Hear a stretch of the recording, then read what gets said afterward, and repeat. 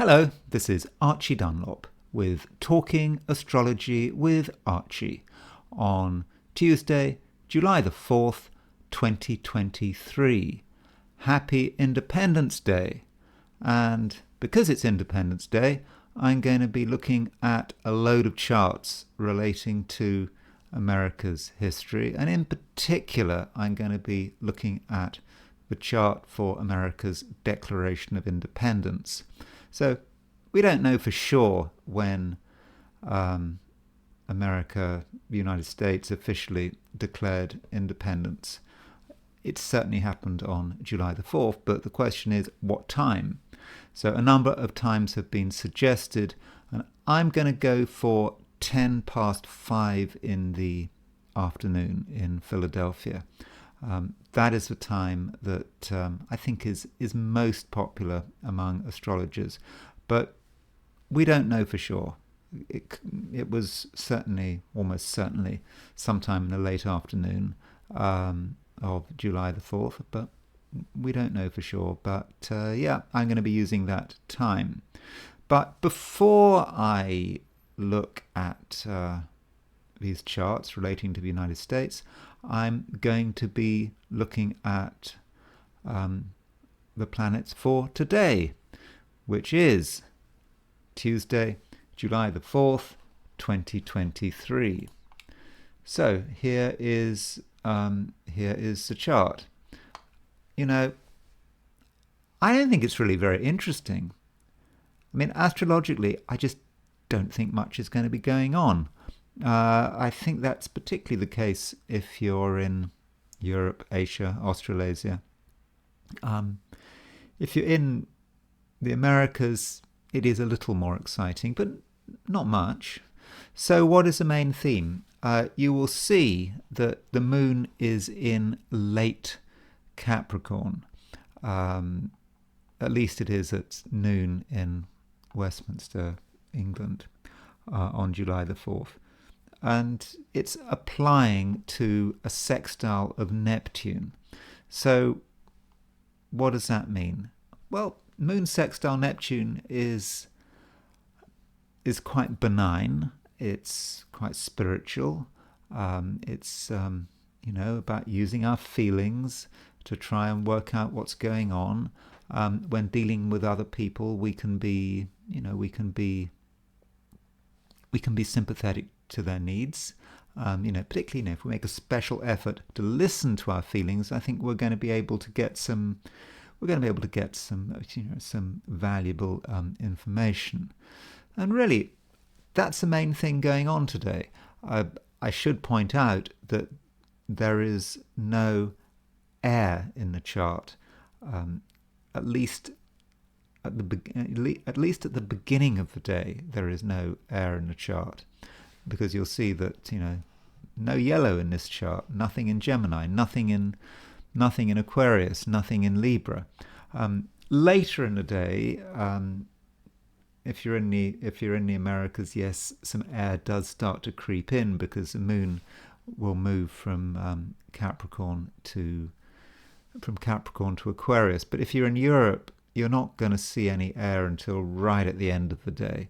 And so with no air, could be a bit stifling, a sense in which you can't really be too flexible. People are not going to be interested in playing with ideas. They're going to be very focused on one thing, and it could be a bit boring. So if you are a Gemini, Aquarius, or a Libra, it may not be a great day, in the sense that you may feel that you can't really express yourself as you would like to. Situation isn't so bad though if you're in the Americas. So to illustrate this, here is another chart, and this is set for Tuesday evening. I mean, I've set this up for July the 4th, 2023 at 6 p.m. in Los Angeles. So that would be 9 p.m. in New York.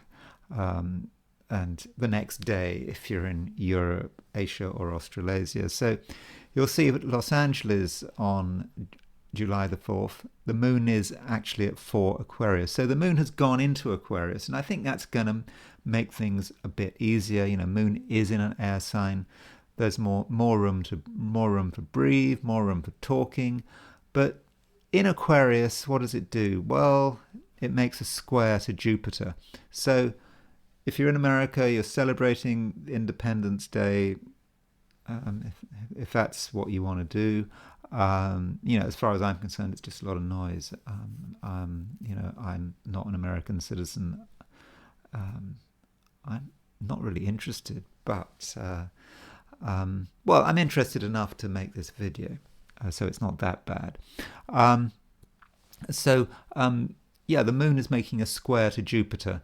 So as the day draws to a close, there may be a certain tendency to indulge in excessive behavior. Moon square Jupiter, people talking too much, people perhaps getting fixated on their ideas. Moon in Aquarius is very independent-minded. So, if you find yourself having, a conversation about politics and you're in America on the evening of July the 4th, it could be hard going. But who's going to have a conversation on politics? Probably most people won't. So that's what I'm saying about the positions of the planets for today. What I'm really saying is there's not much going on. So in a way, I'm kind of going through the motions by going through the planets, and I'll be doing my forecasts of the 12 signs, but in a way, I didn't really have to bother. But still, here are my forecasts for the 12 signs, and it is Tuesday, July the 4th. Aries, you don't really have to say anything. Listen to your feelings and don't overreact to random provocations. At home, something needs to be thrown away. Taurus, a day that has a spiritual edge. You can see beyond the material details, and you can see the infinity of your own existence. A bad day for making plans. Gemini, you can see through other people's stupid optimism, and you perhaps also realize that the more you celebrate something, the more temporary its existence is. Cancer, you've recently got involved with something that isn't working out. Rather than throw good money after bad, or should I say good time after bad, perhaps, you should be considering ways to make an exit. Leo, you're attracting difficult situations which might tempt you to do something very unwise. Don't allow yourself to be hoodwinked or flattered, and instead stick to your principles. Virgo, you can see things as they are, stripped of the bunting and the finery. It's not pretty, but that's not really your problem. Yet, carefully chosen friends can lighten up your day. Libra, whatever's going on, you don't have to get involved. Which is strange, because normally Librans enjoy social company. But today you're able to plough your furrow, dreaming but not committing. Scorpio, a lot of things are being said, but you don't have to take it too seriously. Once the dust settles, it will be obvious that it's mostly hot air. You can learn from other people's failures. Sagittarius, in terms of money, be careful. You could easily be deceived or else buy something that is unnecessary. Yet, you can have at least one good idea for making money, an idea which needs to be carefully analysed at a later date. Capricorn, you're more sensitive than usual. After all, the moon is moving through your star sign where it aspects Neptune. When talking to people, the body language is just as important as the words. Aquarius, late in the day, you have a change of heart. You realize that there are things to do, people to meet, but don't overdo it, and be careful what you eat. And, I'm referring here to the fact that late in the day, certainly in the US, the moon goes into Aquarius. If you're an Aquarius, that's your star sign. But it does square Jupiter, and Jupiter is about indulgence, hence my comment about overeating, particularly as Jupiter's in Taurus. Pisces, you're wondering where things are going, and you might have a misplaced sense of excitement. In the end, it becomes clear that things aren't going anywhere, and another day will bring other opportunities. Now I am going to transition to the I Ching. Well, I need to correct myself there. One of the commenters on my yesterday's video told me that I have been mispronouncing I Ching, the I Ching, and I certainly have. I suppose it was because I learnt about the I Ching through books, not videos. I've been doing it for decades, but I've never really thought much about its pronunciation. But no, it's not pronounced I Ching. It's actually pronounced I Ching. So, for the rest of my videos, for however long I make these videos, I will be referring to it as I Ching and not I Ching. So thank you to that commentator, and I am correcting myself. So the first hexagram I got, I threw 3 coins, and I asked the I Ching, what is Tuesday going to be like for visitors to my YouTube channel? And the first hexagram I got was hexagram number 30, which is the clinging, and it's about fire. You've got the trigram for fire here, and so you've got fire over fire, and it is about clinging to something, but we have to ask, why are we doing it? Is it really worthwhile? In this case, this is because the hexagram changes. It changes to the Wanderer, and the Wanderer is about not really being too caught up on our own possessions. The Wanderer has no possessions. The Wanderer has no fixed place to go. And so this is perhaps about, how we should be running our life today. We need to sort of let go of whatever was important to us short term, and just experiment with other stuff. We have no place to go, and so that's what we need to do. And I think by wandering, we can realign ourselves. I suppose certainly in America, it's it's this in the United States, it's this holiday where after the holiday things are going to change, and by letting go of things we're used to, we may have some kind of transformation, which could be very beneficial if we handle it correctly. So let me now turn to the horoscope of the United States. So it is Independence Day. Here we go. United States was born on July the 4th, 1776 at 5:10 p.m. Okay, there are other times put forward. Almost certainly late afternoon on July the 4th, 1776. And so this is the chart that I'm going to use. So what strikes us about this chart? Well, the United States is a Cancerian. Um, it's got loads of planets in Cancer. Venus, Jupiter, Sun, and Mercury. I mean, regardless of what time the Declaration of Independence was signed, you've got 4 planets in Cancer. And I think that really does reflect what the United States is. In one sense, Cancer is quite a sentimental sign.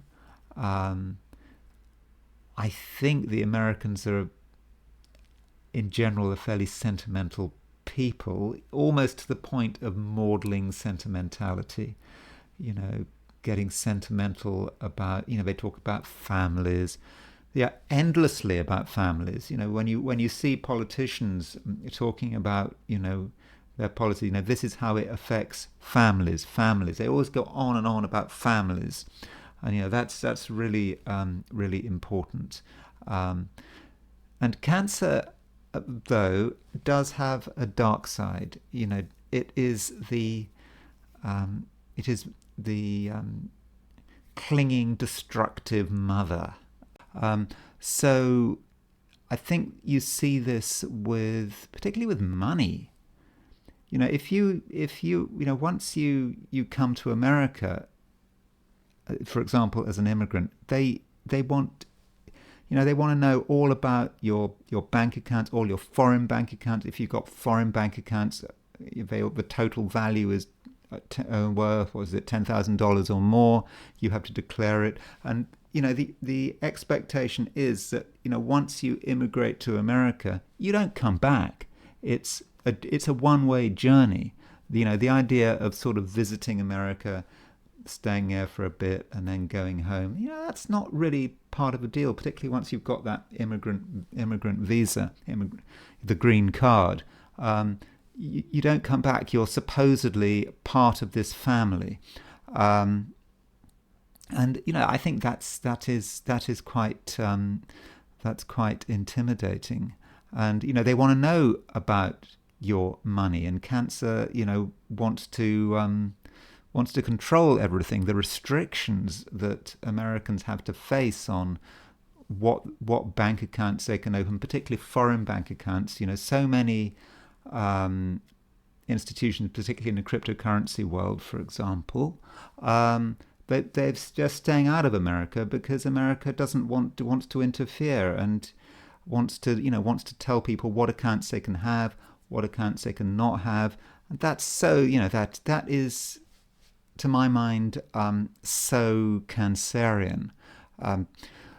And the strongest planet there is Jupiter. Jupiter is really strong in Cancer. Jupiter is exalted in Cancer, and but it's quite close to the Sun, so it's combust. But I think the way Jupiter in Cancer works in America, Jupiter is about a moral code. It's about moralizing. I know we often think about Jupiter as being, an over-the-top, excessive planet, but there's another side to Jupiter. It's very moral. It has a moral code that it's really into, and particularly in Cancer. Maybe say Jupiter in Sagittarius wouldn't be quite so into its moral code, but Jupiter in Cancer, very clear idea about what is right and wrong, and it's that Jupiter is in the 7th house. I think one of the problems America has is it has an idea about what kind of governments people should have. America is really into regime change since the Second World War. America's been obsessed about changing regimes all over the world. Not just for its not just for its own interest, but because it's the right thing to do. You've got Voice of America, and it's America's the propaganda arm of the United States, and you see regime change, for example. Biden and friends talking about having regime change in Russia. or in where is it? In Iran, got to overthrow the regime. In the I think it was in the 50s, America and Britain, they overthrew the regime in an elected government in Iran. Yeah, so this idea that America knows best, that it knows best how countries should organize themselves, is really a current theme, and I would say that has a lot to do with Jupiter in Cancer, maybe, and you kind of with that Cancer, you set it off against the Moon in Aquarius. So Moon in Aquarius is a very different energy compared to Sun in Cancer, Jupiter in Cancer. Moon in Aquarius is more about being independent, and so the people are the moon as well. The moon in the chart are the people. The American people want to be independent, but you've got this Cancer feel to it. So how do you bring together moon in Aquarius and all that Sun in Cancer and all that stuff in Cancer? The idea is that people can do what they want, perhaps on their own land, obviously within reason, provided it doesn't conflict with this moral code. People can, if people want to cut down trees on their land, fine. If people want to, own guns, Moon in Aquarius, that's just really important. The positive side, the Moon is in the third house, and the third house is to do with communication. And I think you might say that, the First Amendment, the ability to express yourself, the right to express yourself without fear of prosecution or being sued in civil courts, because it depends how you express yourself. But I think we might see that in terms of the Moon in Aquarius, and how it fits with the Sun in Cancer. Neptune and America's spirituality. You always hear that Americans are really Christian. It's a very spiritual country. I don't really agree with that. To my mind, it's one of the most spiritually dead places I've ever been to. But that's just me. Neptune is relatively close to the 10th house cusp, and Neptune is in Virgo. So Neptune is supposed to be how you transcend, how you move beyond your material reality. You see something beyond yourself. Now, that Neptune might be a political philosophy, it might be a religion, but Neptune is in Virgo. How can you transcend with Neptune in Virgo? Because Virgo is all about material details, and I think that in many cases the attempts of Americans to transcend actually just becomes tied up with money and details, and it actually never really gets anywhere. So that is one problem. Or worse still, it's about the worship of money. You transcend through money, because money is just so important in America. It's far more important here in America, I think, than any other. Well, not any other country, but you'd have expected America as a sort of mature democracy. People have to kind of move a bit beyond that, but not really. And that Neptune in Virgo is, Neptune is in an Earth sign, but it is Neptune. It's a generational planet. You see, there's Pluto in Capricorn, another generational planet.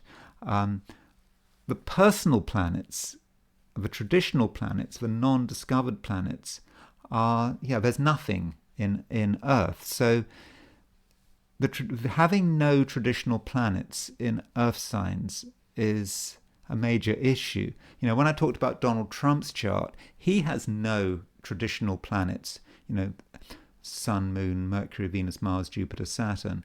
He has none of these planets in Earth signs. And likewise, America has none of these planets. The United States has none of these planets in Earth signs. So although money is really important in America, I don't think that Americans really get the importance of material things. It's kind of not very grounded, this country. Maybe this reflects is reflected by the obsession with property. Property rights, money. This is the obsession of a country that is insecure in terms of money, financial stuff. There's an insecurity that runs through the entire society, and that is because I suspect that there are no traditional planets in Earth signs. Maybe there is this myth in America that you can get where you like with hard work. You can make as much money as you like. All it takes is hard work. But there's a counter myth, isn't there? That doesn't matter who you are, you can collapse into nothing. I suppose we had those images of the Wall Street crash in 1929. You had these Wall Street millionaires making tons of money in the stock market, and Wall Street crashed. And if they didn't jump off, these people didn't. If they didn't jump off a New York window and kill themselves, then they were on the street in a soup kitchen. The idea that your whole financial situation can just collapse just like that. You can become rich very quickly, and you can become destitute very quickly. And I think that represents a fundamental insecurity in the country. And also, having no Earth in America, there is no respect for the environment. It's as if America can just chew through its environment. Doesn't matter. It just doesn't matter what impact it's having. The Earth is there to be trashed. And I think that if you look at Donald Trump, Donald Trump really showed this. One of the big problems with Trump is that he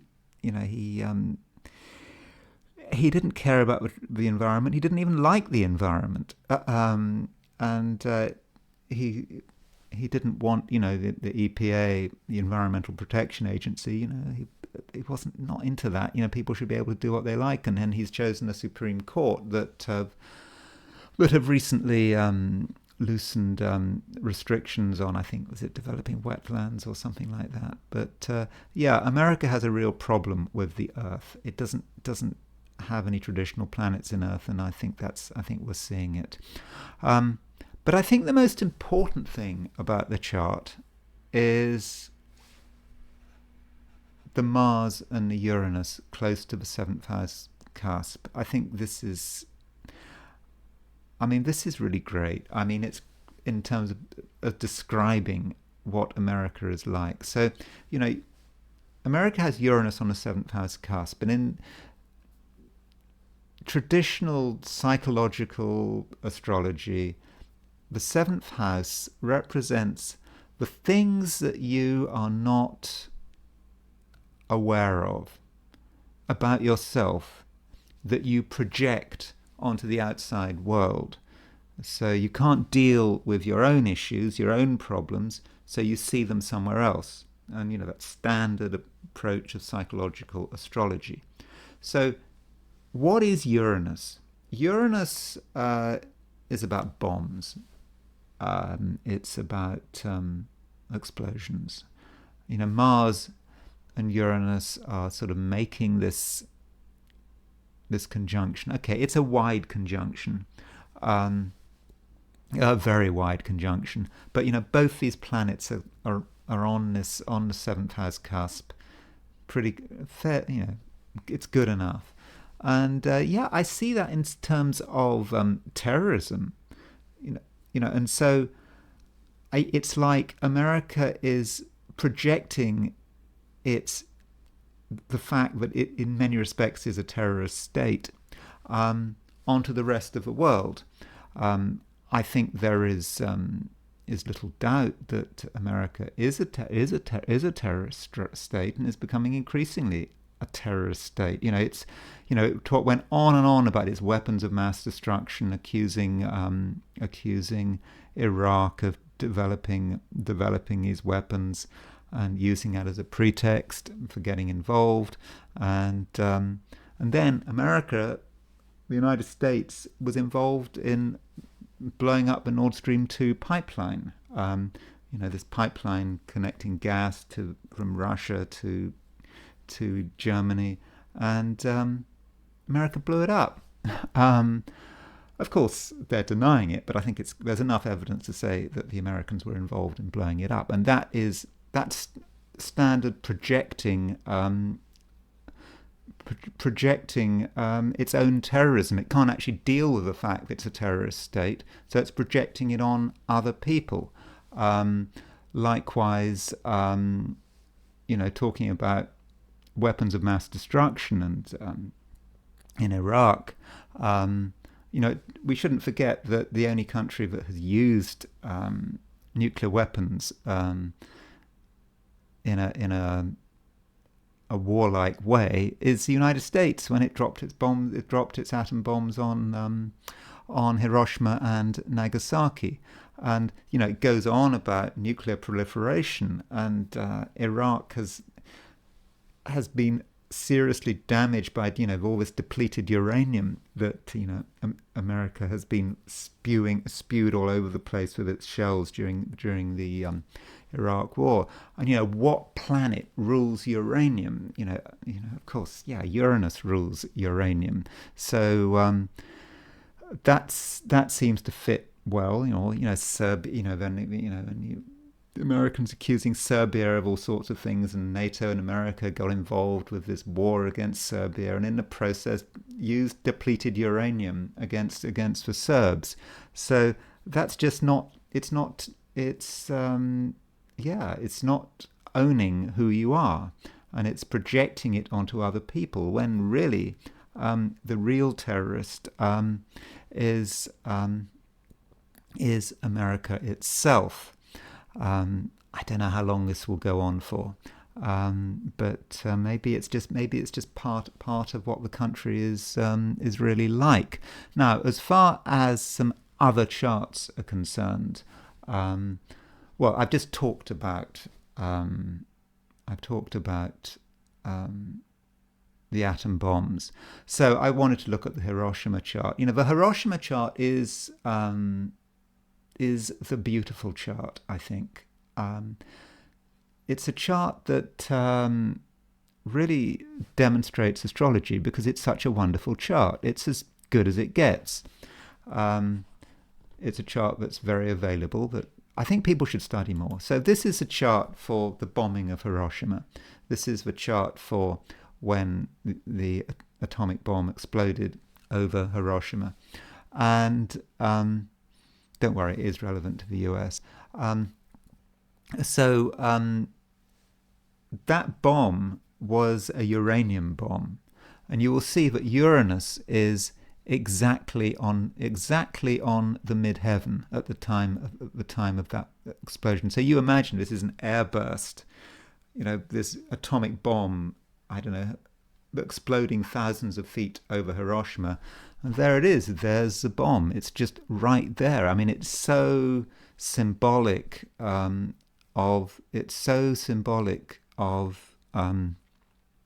what happened, and you'll see that Mars is in. So there was a Mars-Uranus conjunction at the time of Hiroshima. Okay, it was a bit off, but it was certainly there.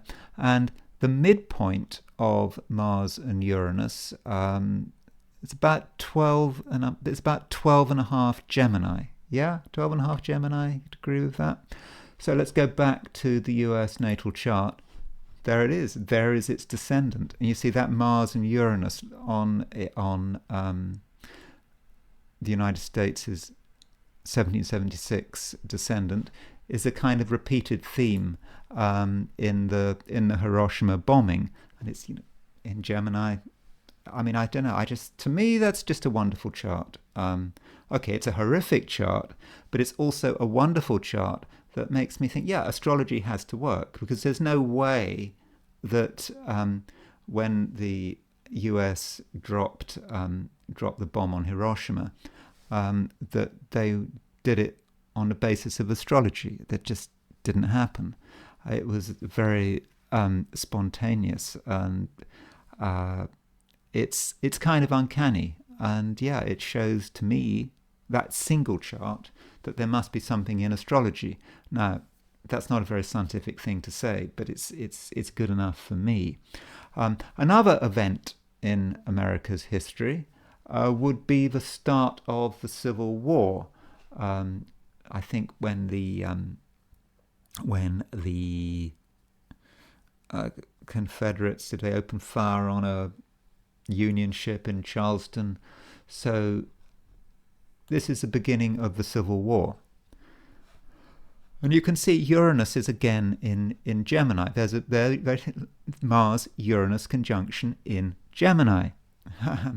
It's obvious, it's clear, and it's very close to America's descendant, and it reminds us of the Hiroshima bombing. So we've got that. Or let's take another chart. Here's the chart for Pearl Harbor, when with the Japanese attack. This it's not quite so powerful, but you'll see that Jupiter is at 16 Gemini, opposition the Sun in Sagittarius. So that kind of goes over the American descendant, 15 Sagittarius, 16 Gemini. It's kind of good enough. It's good enough to suggest that the timing of the Declaration of Independence, it's got to be around here. We've got to have that ascendant around Sagittarius, around mid early Sagittarius, likewise with the descendant in Gemini. I think the events really do bear that out. One other chart is the 9/11 chart, where you have 9/11 chart. Look at Pluto. Pluto is at 12 Sagittarius. Again, right on the United States ascendant. So yeah, I think that fits well. And look at Pluto. Pluto's making an opposition to Saturn. So yeah, I think it's a sign that the United States chart is really working. And I think all of us need to study this chart, because I'm sure there's more to be found out, and I think we can be fairly confident that it is the right chart, and that time of 5:10 p.m. On July the 4th, 1776 is pretty close to what it actually is. Anyway, I've probably gone on for far too long, and I will wrap up here, and I will talk to you tomorrow.